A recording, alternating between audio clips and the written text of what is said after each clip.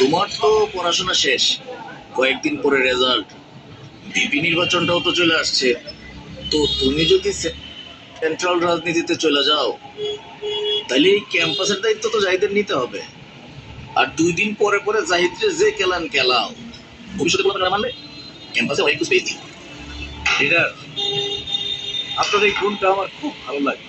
আপনি খুবই দূরদর্শী, কিন্তু চাহিদার ব্যাপারটা খুব বেশি দূর পর্যন্ত দেখতে পারেন নাই। সমস্যা নাই, আমি আপনার দেখাই দিতেছি। আগামী ভিপি ইলেকশনে Zahid nomination form fill up করবে না,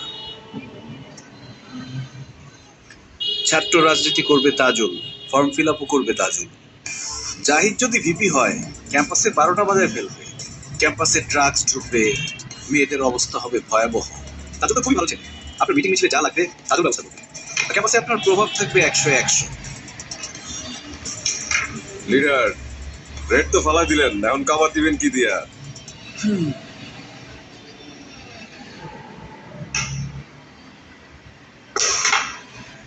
সাইমন, কভার দেয়া সবার কাজ না, সবাই সেটা পারেও না।